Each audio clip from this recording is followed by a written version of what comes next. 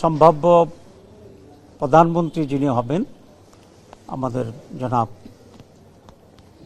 তারেক সাহেব, উনি আজকে প্রধান বিরোধী দলের যিনি প্রধান হবেন জামাত ইসলামীর আমির ডক্টর শফিকুর রহমান, তার সাথে সৌজন্য সাক্ষাৎ করতে আসছেন, একটা কার্টেসি ভিজিট করতে আসছেন। এটাকে আমরা ওয়েলকাম করি। আমি মনে করি এই ধরনের নিউ কালচার নিজেদের ভিতরে থাকাটা এটা একটা গুণগত পরিবর্তন, ইটস এ গুড বিগিনিং।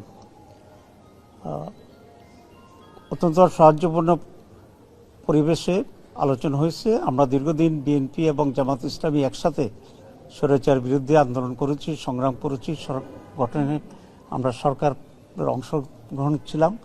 এখন একটা ফ্যাসিবাদের পতনের পরে আমরা দুটি দল আলাদাভাবে নির্বাচন করেছি, কিন্তু আমাদের ভিতরে আমরা আশা করি একটা সৌহার্দ্যপূর্ণ পরিবেশের মাধ্যমেই আগামী সময়গুলোকে আমরা রাষ্ট্র পরিচালনায় সরকার এবং বিরোধী দল সমন্বিতভাবেই আমরা দেশের জন্য কল্যাণমূলক কাজ করতে পারব।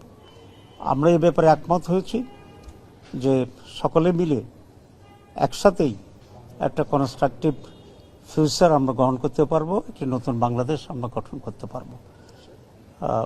মৌলিকভাবে আমরা এই আলোচনায় একমত হয়েছি এবং নিজেদের ভিতরে মৌলিক কোনো ঝামেলা হলে আলোচনা ভিত্তিতে যাতে একটা পজিটিভ একটা সমাধান আসতে পারে সেই সব বিষয়ে আমরা আলোচনা করেছি।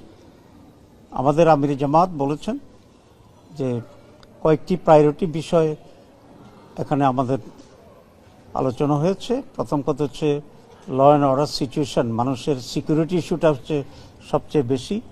এ বিষয়ে যেন সরকার অত্যন্ত গুরুত্ব দিয়ে কাজ করে।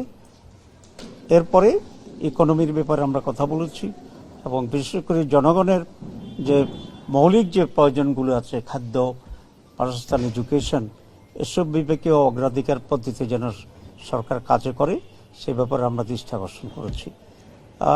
It's a beginning.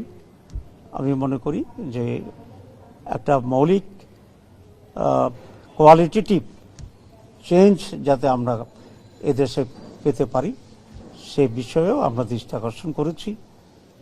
পজিটিভ যে কোনো বিষয় আছে আমরা বলেছি আমরা কোঅপারেট করব এবং জনগণের স্বার্থের বিরুদ্ধে এবং জনগণের কোনো কল্যাণের বিপরীতে যদি সেরকম কোনো ভূমিকা থাকে আমরা অবশ্যই সে ব্যাপারে আমরা প্রতিবাদ এবং ভূমিকা নেওয়ার জন্য আমরা প্রস্তুত আছি।